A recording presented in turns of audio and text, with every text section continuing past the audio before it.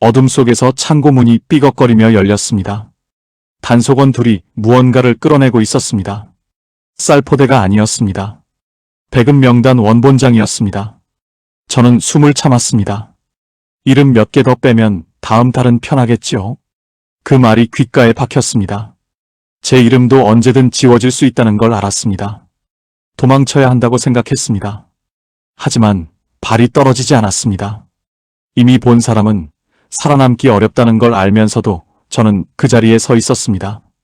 배급 창고 앞 습한 바람이 등을 훑고 지나갔습니다. 그날 밤 저는 평생 몰랐던 진실 한가운데 서 있었습니다. 안녕하세요. 저는 리명수입니다. 새벽 공기는 차갑고 습했습니다. 저는 배급 창고 앞줄에 서 있었습니다. 이른둘이 되고 나니 새벽잠이 없어졌습니다. 어차피 잠이 오지 않을 바엔 일찍 나와 줄을 서는 편이 낫다고 생각했습니다. 황해도 변두리 마을 이곳에서 저는 평생을 살았습니다. 농장에서 일하고 배급받아 끼니를 때우며 그렇게 살아왔습니다. 요즘은 배급량이 반토막 났습니다. 사람들은 점점 말수가 줄었습니다. 서로 눈도 잘 마주치지 않았습니다. 배가 고프면 사람은 경계심부터 생기는 법이었습니다.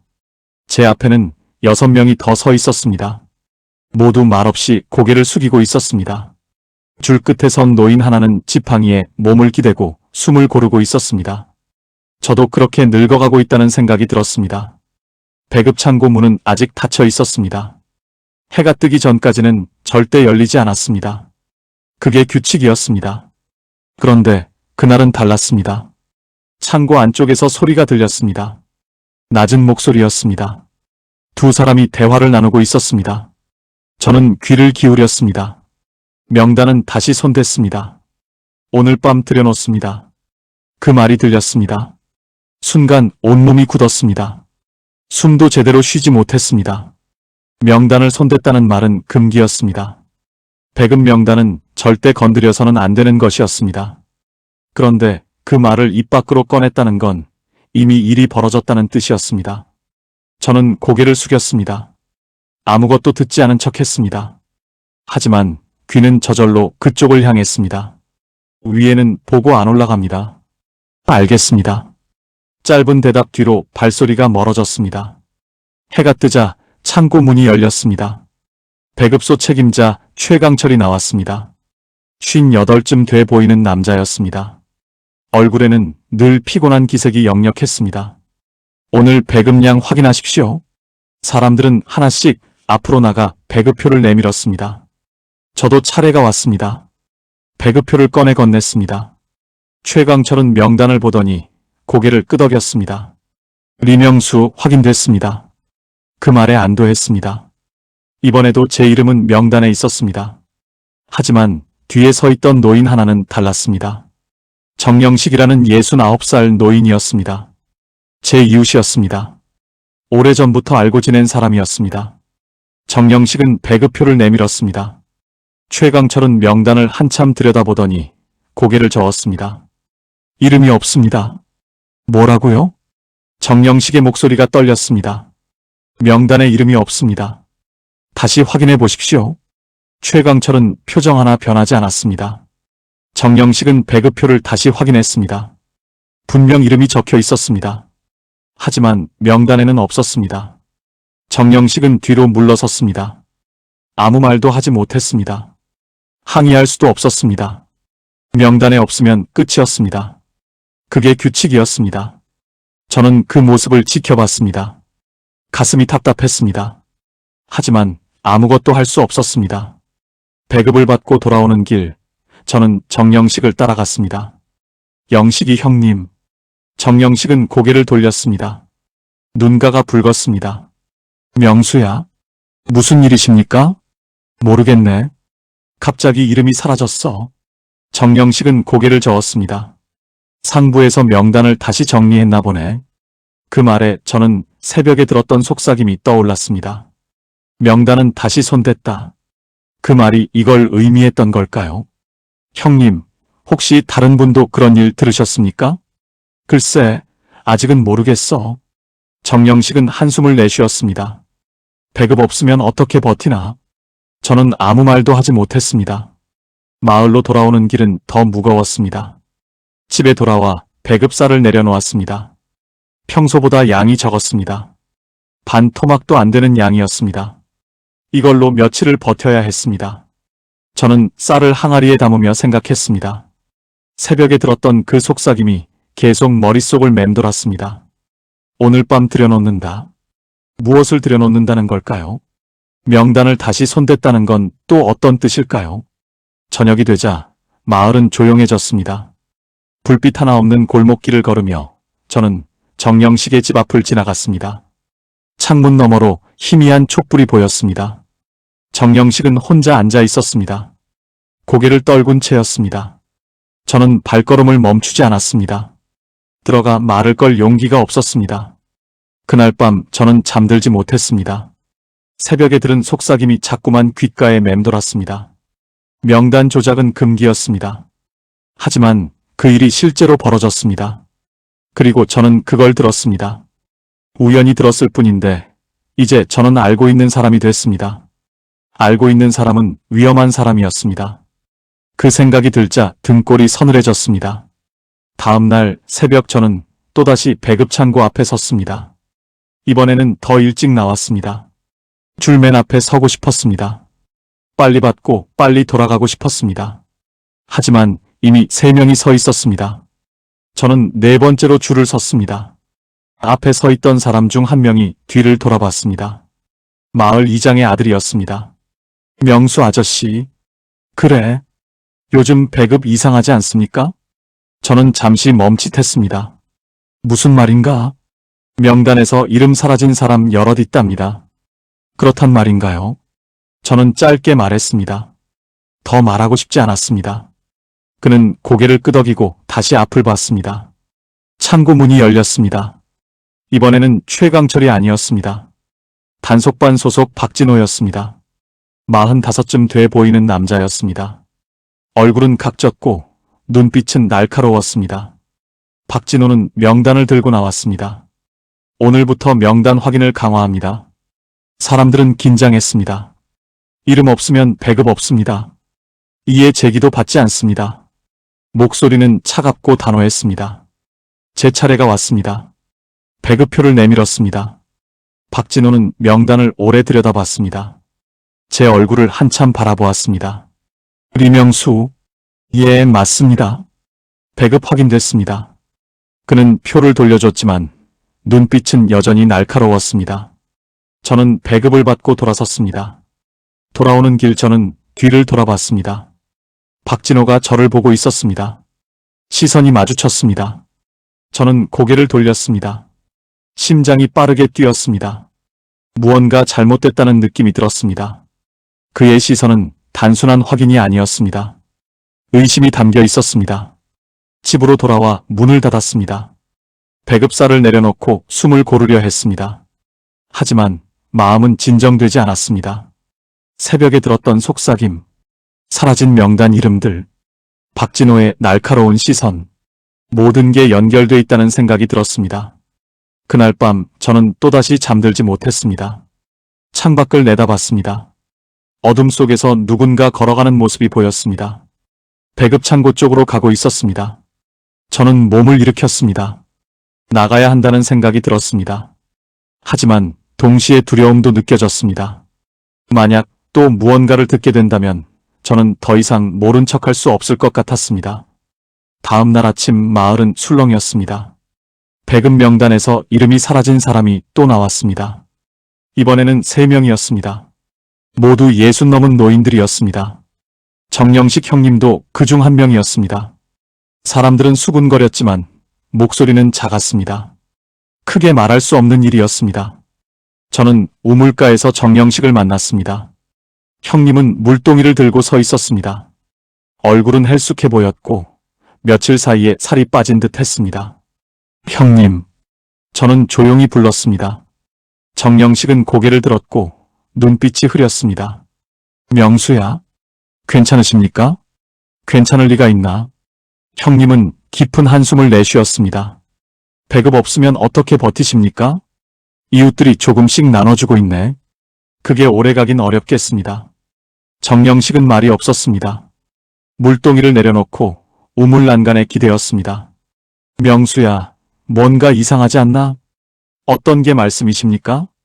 명단에서 이름이 사라지는 게 말이야. 형님은 낮은 목소리로 말했습니다. 상부지시라고들 하는데 난 믿어지지 않아. 저는 대답하지 못했습니다. 새벽에 들었던 그 속삭임이 떠올랐습니다. 명단은 다시 손댔다. 그 말이 사실이라면 이건 상부지시가 아니라 누군가의 임의 조작이었습니다. 하지만 그걸 입 밖으로 꺼낼 수는 없었습니다. 들었다고 말하는 순간 더 큰 위험이 찾아올 수 있었습니다. 형님, 조심하셔야 합니다. 저는 그렇게 말만 남기고 자리를 떴습니다. 정영식은 제 등을 바라봤습니다. 뭔가 더 말하고 싶은 눈빛이었지만 저는 뒤돌아보지 않았습니다.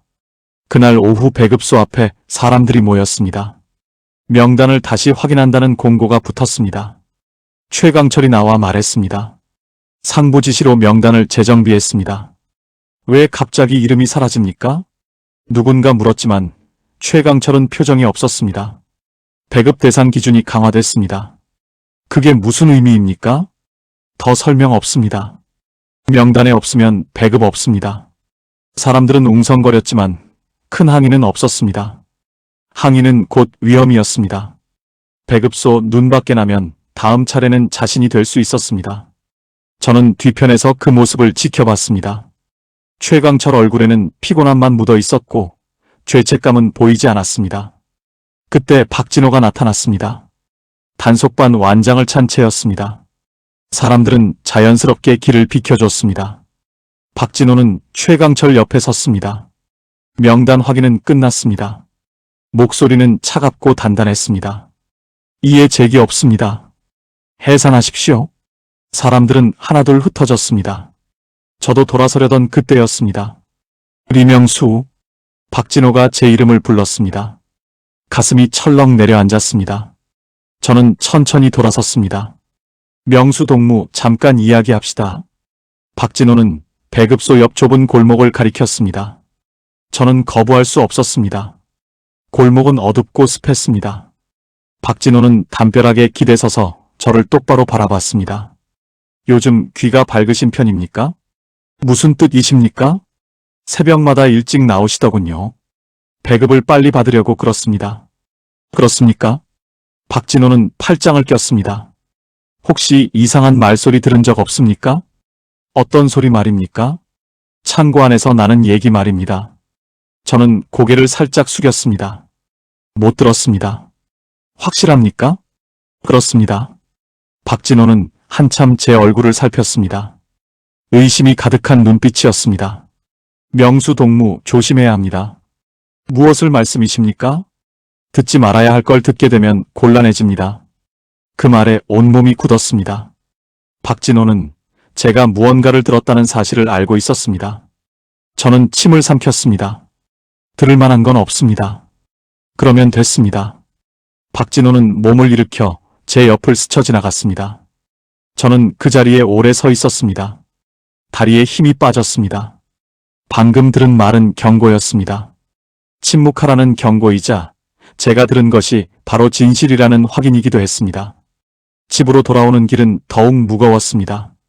발걸음마다 누군가 뒤따라오는 듯 했습니다. 하지만 뒤를 돌아봐도 아무도 없었습니다. 두려움이 만든 착각일 뿐이었습니다. 저녁이 되어 저는 배급쌀로 죽을 끓였습니다. 쌀알이 보이지 않을 만큼 묽게 끓였습니다. 며칠을 더 버티려면 그럴 수밖에 없었습니다. 죽을 떠먹으며 생각했습니다. 정영식 형님은 지금 어떤 식으로 끼니를 때우고 계실까? 명단에서 사라진 노인들은 어떻게 버티고 있을까? 밤이 깊어졌습니다. 창밖을 내다보니 어둠 속에서 작은 불빛 하나가 움직이고 있었습니다. 배급 창고 쪽으로 향하는 불빛이었습니다. 저는 몸을 일으켰습니다. 확인해야 한다는 생각이 들었습니다. 문을 열고 나가자 찬 바람이 얼굴을 스쳤습니다. 골목은 조용했고 발소리가 울릴까 조심스럽게 걸었습니다. 창고가 보이는 곳까지 와서 담벼락 뒤에 몸을 숨겼습니다. 창고 앞에 두 사람이 서 있었습니다. 박진호와 최강철이었습니다. 둘은 작은 목소리로 이야기하고 있었습니다. 이번 주 안으로 5명 더 빼야 합니다. 박진호의 말이었습니다. 그러면 너무 표가 납니다. 표 나도 어쩔 수 없습니다. 위에서 시킨 일입니다. 그 말에 숨이 멎을 것 같았습니다. 이건 단순한 조작이 아니라 조직적인 짓이었습니다. 배급을 줄이기 위해 노인들 이름을 의도적으로 지우고 있었습니다. 명단은 어디 있습니까? 창고 안쪽 철제 상자입니다. 자물쇠는 제가 갖고 있습니다. 박진호는 열쇠를 꺼내 흔들었습니다. 오늘 밤 한 번 더 손봐야 합니다. 알겠습니다. 두 사람은 창고 안으로 들어갔습니다. 문이 닫혔습니다. 저는 담벼락에 기대 숨을 고르려 했습니다. 온몸이 떨렸습니다. 명단 원본이 창고 안 철제 상자에 있다는 걸 알았습니다. 잠시 뒤 두 사람은 다시 나왔습니다. 내일 아침 명단 공고하십시오. 그렇게 하겠습니다. 최강철은 고개만 끄덕였습니다. 두 사람은 각자 다른 방향으로 사라졌습니다. 저는 그 자리에 한참 서 있었습니다. 창고 안에 증거가 있다는 생각만 계속 떠올랐습니다. 확인할 수 있다면 모든 게 드러날 것 같았습니다. 하지만 창고로 들어갈 수는 없었습니다. 자물쇠는 박진호가 갖고 있었습니다. 더 깊이 파고들면 돌이킬 수 없는 상황이 될 것 같았습니다. 그날 밤 저는 잠을 이루지 못했습니다. 이번 주 안으로 5명 더 빼야 합니다. 박진호의 말이 계속 귓가를 맴돌았습니다. 그 5명에는 제가 포함될 수도 있었습니다. 아니면 제가 아는 누군가일 수도 있었습니다. 다음 날 새벽 배급소 앞에 새로운 명단이 붙었습니다. 사람들은 몰려들었습니다. 저도 다가가 확인했습니다. 제 이름은 있었지만 5명의 이름이 사라져 있었습니다. 그중 한 명은 마을 이장이었습니다. 65살. 평생 마을을 위해 일한 사람이었습니다. 그의 이름이 지워져 있었습니다. 사람들은 충격을 받았습니다. 이장이 빠졌다는 건 이제 누구도 안전하지 않다는 뜻이었습니다. 저는 뒤로 물러섰습니다. 사람들의 웅성거림이 귓가를 때렸습니다. 그러나 누구도 큰 소리로 항의하지 못했습니다. 두려움이 마을을 완전히 지배하고 있었습니다. 그 순간 저는 깨달았습니다. 이건 단순한 배급 문제가 아닙니다. 누군가 의도적으로 사람을 지워내고 있는 일이었습니다. 그리고 저는 그 비밀을 알고 있는 사람이었습니다. 침묵하면 더 많은 이름이 사라질 것이고 말하면 제 목숨이 위험했습니다. 저는 결심해야 했습니다. 그날 밤 저는 다시 창고 앞에 섰습니다. 어둠 속 창고를 바라봤습니다. 안에는 명단 원본이 있었습니다. 하지만 여전히 들어갈 방법은 없었습니다. 저는 그저 서 있을 뿐이었습니다. 바람이 불며 지붕이 삐걱거렸습니다. 고개를 들자 지붕 한쪽이 살짝 들려 있었습니다. 오래된 창고라 관리가 허술했습니다. 그 틈으로 들어갈 수도 있겠다는 생각이 들었습니다. 하지만 저는 움직이지 않았습니다. 들어가면 되돌릴 수 없었습니다. 본 것만으로도 이미 위험한데 증거까지 건드리면 그 다음은 없을 수도 있었습니다.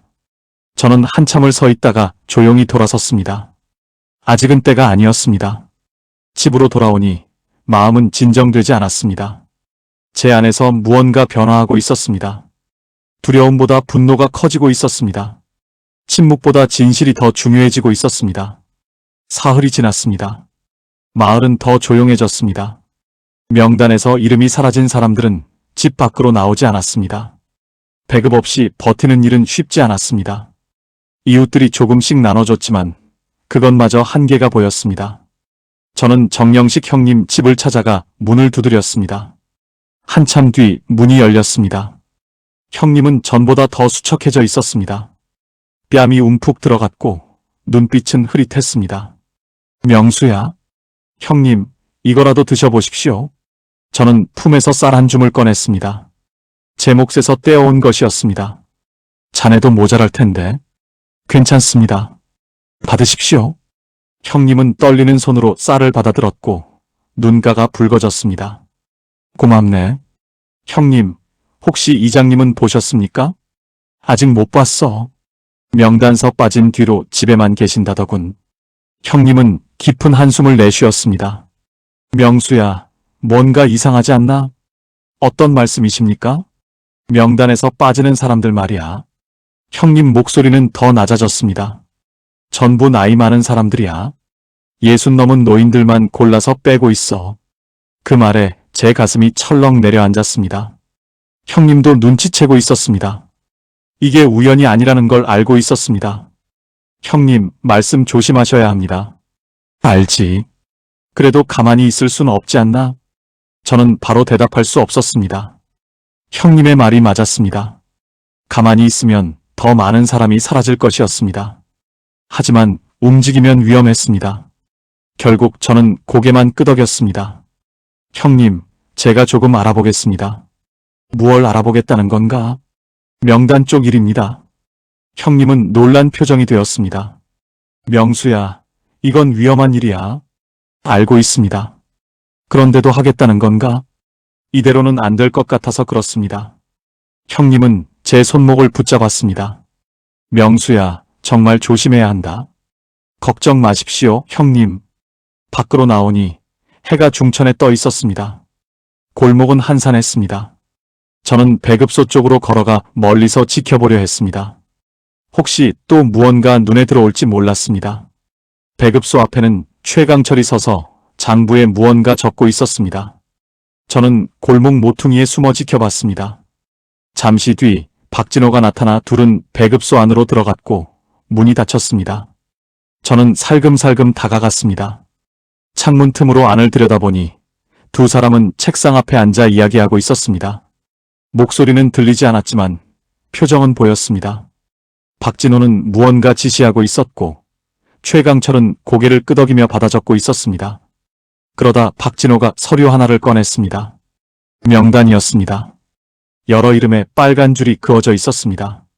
그 순간 저는 숨을 삼켰습니다.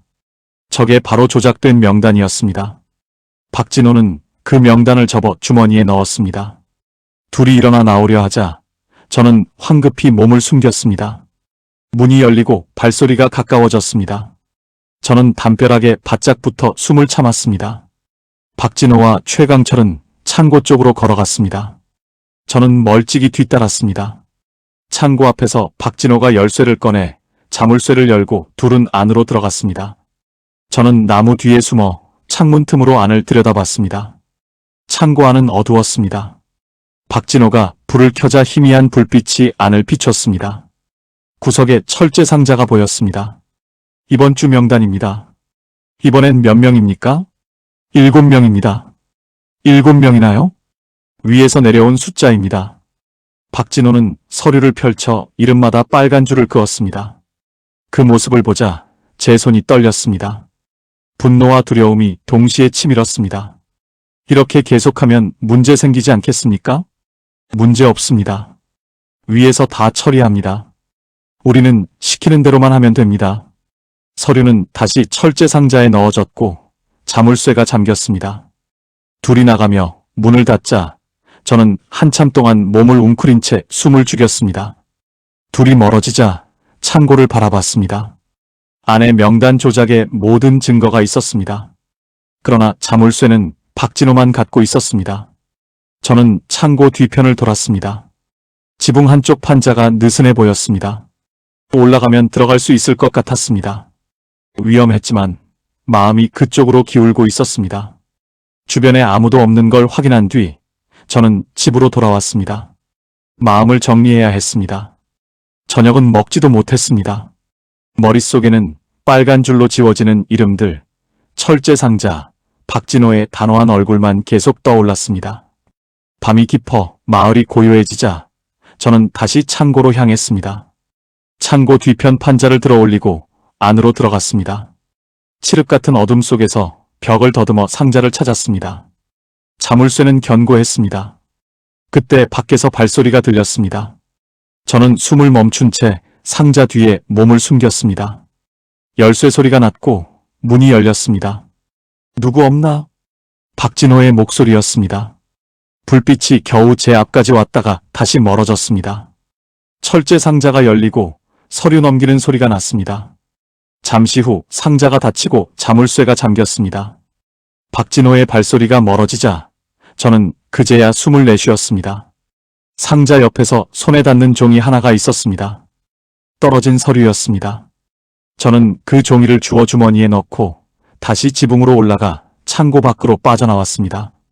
집으로 뛰어 돌아와 촛불을 켜고 서류를 펼쳐봤습니다.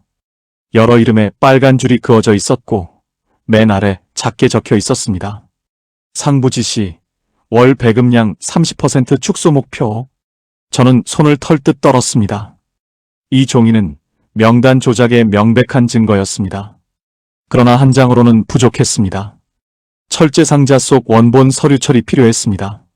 하지만 자물쇠를 열 방법이 없었습니다. 밤새 잠을 이루지 못했습니다. 종이를 들었다 내려놓았다 반복하며 지워진 이름 하나하나를 바라봤습니다. 전부 아는 사람들이었습니다. 함께 살아온 이웃들이었습니다. 새벽이 되자 저는 정영식 형님을 찾아가기로 했습니다. 혼자서는 감당할 수 없었습니다. 형님이라도 이 일을 알아야 한다고 생각했습니다. 하지만 골목 어귀에서 멈춰섰습니다. 형님 집 앞에 박진호와 최강철이 서 있었습니다. 명단 확인했습니다. 정영식 동무 다음 주부터 완전 제외입니다. 형님은 아무 말도 하지 못했습니다. 둘이 돌아간 뒤 형님은 문 앞에서 어깨를 떨고 있었습니다. 저는 형님께 다가갔습니다. 형님. 형님은 붉어진 눈으로 저를 바라봤습니다. 명수야. 방금 들었습니다. 나는 이제 끝인가 보다. 저는 품에서 종이를 꺼내 펼쳤습니다. 형님, 이걸 보십시오. 형님은 종이를 받아들고 한참 들여다봤습니다. 얼굴이 굳어갔습니다. 이게 조작된 명단이란 건가? 그렇습니다. 창고에서 가져왔습니다. 명수야, 큰 위험 감수한 거 아닌가? 그렇지만 이대로는 안 될 것 같았습니다. 형님은 종이를 내려놓지 못했습니다. 손이 떨리고 있었습니다. 이게 증거긴 하네. 그렇습니다. 그런데 이런 걸로 우리가 무얼 할 수 있을까? 아직 모르겠습니다. 그래도 진실은 밝혀져야 합니다. 형님은 고개를 끄덕였습니다. 명수야, 이 일은 당분간 우리 둘만 알고 있어야 한다.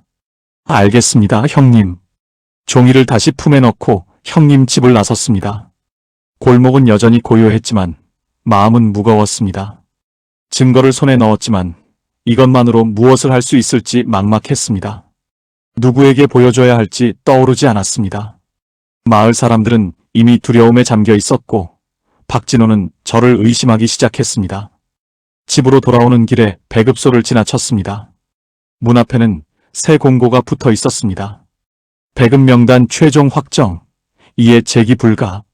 그 아래에는 작은 글씨로 적혀 있었습니다. 명단 누락자는 자체 해결 바람. 얼마나 차갑고 잔인한 말인지 모릅니다. 뒤에서 발소리가 들렸습니다. 저는 돌아봤습니다. 최강철이 서 있었습니다. 리명수 동무, 무슨 일로 부르십니까? 요즘 자주 뵙습니다. 배급소 앞이다 보니 자연스럽게 마주치는 것뿐입니다. 최강철은 제 얼굴을 살피며 낮게 물었습니다. 혹시 무슨 문제라도 있습니까? 지금은 아무 문제 없습니다. 그렇다면 다행입니다. 그는 배급소 안으로 들어갔고 저는 그 뒷모습을 보며 이상함을 느꼈습니다. 그의 목소리에는 피곤함뿐 아니라 두려움도 숨어 있었습니다. 집으로 돌아와 문을 닫고 종이를 다시 펼쳤습니다. 이름 옆 작은 숫자들은 나이였습니다. 모두 60 이상이었습니다. 가장 어린 사람이 62이었고 가장 많은 사람이 75이었습니다. 저는 제 나이를 떠올렸습니다. 72이었습니다. 언제든 명단에서 지워질 수 있는 나이였습니다. 밤이 깊어졌습니다. 촛불을 끄고 어둠 속에 앉았습니다. 창밖의 고요함은 평화가 아니라 숨죽인 두려움이었습니다. 새벽이 밝기도 전에 소란이 들렸습니다. 마을 이장이 쓰러졌다는 소식이었습니다. 저는 사람들과 함께 이장 집으로 갔습니다. 이장은 마당에 누워 있었고 숨은 쉬고 있었지만 의식을 잃은 상태였습니다. 배급 끊긴 지 사흘 만이라더군. 굶어서 쓰러진 거지. 사람들은 속삭였지만 누구도 크게 말하지 못했습니다. 이장 부인은 남편 옆에 무릎 꿇은 채 멍하니 바라보고 있었습니다. 눈물조차 나오지 않는 얼굴이었습니다. 의원을 불러야 합니다. 불러서 뭘 하나요? 약도 없는데. 그래도 불러야 하지 않습니까? 부를 돈이 어디 있습니까? 가난한 마을의 현실이었습니다. 그때 박진호가 나타났습니다. 사람들은 길을 비켰습니다. 그는 이장을 내려다보며 말했습니다. 집으로 옮기십시오. 의원은 부르지 않습니까? 이장 부인이 묻자 배급 대상이 아닌 사람은 지원 대상도 아닙니다. 차갑고 무정한 말투였습니다. 사람들은 아무 말도 하지 못했습니다. 박진호는 돌아섰고 저는 그의 얼굴에서 냉정함 속 미묘한 흔들림을 느꼈습니다. 죄책감인지 피곤함인지 알 수 없었습니다. 이장을 방으로 옮기고 나오려는데 이장 부인이 제 손을 붙잡았습니다. 명수 동무 우리 영감이 살 수 있을까요? 저는 바로 답할 수 없었습니다. 배급만 다시 받을 수 있다면 살 수 있을 텐데. 이장 부인의 떨린 손을 잡아드릴 뿐이었습니다. 밖으로 나오니 정영식 형님이 서 있었습니다. 명수야, 이장도 저렇게 됐네. 그렇습니다. 다음은 나겠지. 형님은 씁쓸히 웃었습니다. 그러지 마십시오, 형님. 다 아는 사실 아니겠나? 배급 없으면 못 버텨. 형님은 조용히 물었습니다. 어제 그 종이 말이야. 그걸로 뭘 할 거냐? 저는 잠시 고민하다 말했습니다. 아직 모르겠습니다. 그래도 뭔가 해야 합니다. 누구에게 보여줄 셈인가? 생각 중입니다. 명수야, 잘못하면 자네도 위험해진다. 알고 있습니다. 집으로 돌아온 뒤 종이를 다시 펼쳐봤습니다. 군에 신고해야 할까 생각했지만 박진호는 위에서 시킨 일이라는 말을 했습니다. 상부가 연관돼 있다면 신고 자체가 위험이었습니다. 고민 끝에 한 사람이 떠올랐습니다. 최강철. 그의 표정은 늘 피곤했지만 그 안에 괴로움이 보였습니다. 그도 이 일을 원치 않는 것 같았습니다. 저는 다음 날 저녁 최강철을 찾아갔습니다. 배급소는 닫혔지만 안에 불빛이 보였습니다. 문을 두드리니 그가 열어줬습니다. 무슨 일입니까? 저는 종이를 꺼내 보여줬습니다. 최강철의 얼굴이 굳었습니다. 이게 어디서 난 겁니까? 창고에서 가져왔습니다. 그는 종이를 잡은 손을 떨며 말했습니다. 이건 위험한 물건입니다. 알고 있습니다. 왜 저에게 보여줍니까? 당신이라면 이해할 것 같았습니다. 잠시 후 최강철은 의자에 앉아 고개를 떨궜습니다. 맞습니다. 저도 이 일을 원치 않습니다. 그럼 왜 계속하십니까? 박진호가 상부 지시를 받습니다. 명령을 거부할 수 없습니다. 사람들이 죽어가고 있습니다. 압니다. 하지만 저도 어쩔 수 없습니다. 저는 물었습니다. 이걸 증거로 쓸 수 있습니까? 불가능합니다. 박진호가 알면 저와 동무는 끝입니다. 그래서 이대로 두자는 겁니까? 방법이 없습니다. 그의 얼굴에는 괴로움이 묻어 있었습니다. 저는 종이를 가져오며 말했습니다. 다른 방법을 찾겠습니다. 리명수 동무, 박진호는 이미 동무를 의심하고 있습니다. 조심하십시오. 경계하겠습니다. 종이는 어디 보관하고 있습니까? 집에 숨겨뒀습니다. 안 됩니다. 더 안전한 곳에 숨기십시오. 저는 그의 조언을 듣고 배급소 밖으로 나왔습니다. 밤 공기가 차갑게 스며들었습니다. 결국 이 일을 함께할 사람은 없었습니다. 남은 건 저뿐이었습니다. 집으로 돌아가는 길에 생각했습니다. 종이를 어디에 숨겨야 할까? 집은 안전하지 않았습니다.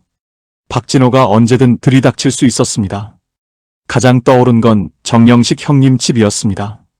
형님은 이미 상황을 알고 있었기 때문이었습니다. 밤늦게 형님 집을 찾았습니다. 명수야, 이 시간에 웬일인가? 형님, 이걸 맡아주십시오. 제가 종이를 건네자 형님은 놀란 표정이었습니다. 무슨 일이 있었나? 최강철을 만나고 왔습니다. 참 위험한 일을 했구나. 저는 오늘 있었던 일을 모두 말씀드렸습니다. 형님은 조용히 들으며 고개를 끄덕였습니다. 명수야, 이제 어떻게 할 생각인가? 아직 갈 길이 보이지 않습니다. 하지만 포기하지는 않겠습니다. 이 일은 자네 혼자 할 수 있는 일이 아니야. 압니다. 하지만 누구든 시작은 해야 합니다. 형님은 종이를 받아들며 말했습니다. 잘 보관하마. 조심해야 한다. 감사합니다, 형님. 며칠이 지나도 마을 상황은 더 악화됐습니다. 이장은 여전히 깨어나지 못했고 이름이 지워진 노인 둘이 더 쓰러졌습니다. 사람들은 말수가 줄었고 서로 눈을 피하기 시작했습니다. 두려움이 마을을 삼키고 있었습니다. 저는 매일 배급소 앞으로 오가며 박진호와 최강철의 움직임을 살폈습니다. 작은 변화라도 있길 바랐지만 아무것도 변하지 않았습니다. 명단 조작은 계속됐습니다. 그러던 어느 날 형님이 다급하게 저를 찾아왔습니다. 명수야, 큰일 났다. 무슨 일입니까? 박진호가 우리 집에 왔었다. 제 심장이 내려앉았습니다. 종이는 괜찮습니까? 우물과 돌 틈에 숨겨놨다. 정말 다행입니다. 명수야, 박진호가 자네를 의심하는 게 확실하다. 조심하겠습니다. 그날 밤 저는 잠을 이루지 못했습니다. 창문 너머 어둠을 바라보며 누가 올까 불안해했습니다. 아무 일도 일어나지 않았지만 마음은 오히려 더 불안했습니다. 새벽에 일어나 우물가로 향했습니다. 형님이 말한 돌틈을 살폈습니다. 종이는 그대로 있었습니다. 안도의 숨이 나왔습니다. 하지만 증거를 숨겨만 둬서는 아무것도 변하지 않았습니다. 진실을 세상에 알려야 했습니다. 그래서 저는 결심했습니다. 마을 사람들에게 종이를 보여주기로. 위험하지만 다른 길은 없었습니다. 저는 며칠 동안 계획을 세웠습니다. 마을 사람들에게 진실을 전하려면 조심스러워야 했습니다. 박진호가 눈치채면 모든 것이 끝나는 일이었습니다. 저는 정영식 형님과 상의했습니다. 명수야, 너무 위험하다. 알고 있습니다. 그렇지만 이대로 둘 수는 없습니다. 어떻게 할 생각인가? 장마당에서 사람들을 만나보려 합니다. 장마당은 사흘에 한 번 열렸습니다. 마을 사람들이 가장 많이 모이는 곳이라 그곳에서 종이를 조용히 보여줄 생각이었습니다. 박진호도 장마당에 온다. 압니다. 그래서 더 조심할 겁니다. 누구부터 보여줄 생각인가? 믿을 만한 사람들부터입니다. 다음 날 장마당 날이 되어 저는 새벽에 우물가로 가서 종이를 꺼냈습니다. 조심스럽게 품에 넣었습니다. 형님도 함께 가기로 했습니다. 명수야, 혹시 모르니 내가 지켜보겠다. 감사합니다, 형님. 장마당은 북적였지만 이전의 활기는 없었습니다. 배급이 줄어들면서 모든 것이 부족해진 모습이었습니다. 저는 눈에 띄지 않는 구석으로 갔습니다. 이장 부인이 보였습니다. 남편이 쓰러진 뒤 장사에 나선 듯 헌 옷가지를 펼쳐놓고 있었습니다. 저는 조심스럽게 다가갔습니다. 부인. 이장 부인은 고개를 들었습니다. 얼굴은 더 수척해져 있었습니다. 영감은 어떠십니까? 그대로입니다. 아직 깨어나지 못했습니다. 저는 주변을 살핀 뒤 종이를 꺼내 조용히 보여드렸습니다. 이장 부인은 종이를 받아들고 한참 바라보았습니다. 손이 떨리고 있었습니다. 이게 무슨 종이입니까? 배급 명단입니다. 조작된 명단입니다. 이걸 어디서? 창고에서 직접 가져왔습니다. 이장 부인은 종이를 꽉 쥐었고 눈물이 떨어졌습니다. 우리 영감 이름이 지워져 있네요. 예, 고의로 지운 것입니다. 이장 부인은 말을 잇지 못했습니다. 다른 분들도 아셔야 합니다. 위험하지 않나요? 위험합니다. 그래도 진실은 밝혀져야 합니다. 저는 종이를 다시 받아 품에 넣었습니다. 이후 명단에서 빠진 사람들의 가족을 찾아다니며 조용히 종이를 보여드렸습니다. 모두 충격을 받았고 분노했습니다. 우리가 어떻게 해야 합니까? 함께 목소리를 내야 합니다. 박진호가 가만히 있지 않을 텐데요. 두렵지만 다른 길이 없습니다. 사람들 얼굴엔 망설임과 결심이 동시에 비쳤습니다. 그때 형님이 급히 다가왔습니다. 명수야, 박진호가 온다. 저는 바로 종이를 숨기고 사람들도 흩어졌습니다. 박진호와 최강철이 장마당을 둘러보고 있었습니다. 박진호의 시선이 제게 꽂혔습니다. 저는 아무렇지 않은 척 물건을 살피는 신용을 했습니다. 심장이 빠르게 뛰었습니다. 박진호는 한참 바라보다가 시선을 돌렸습니다.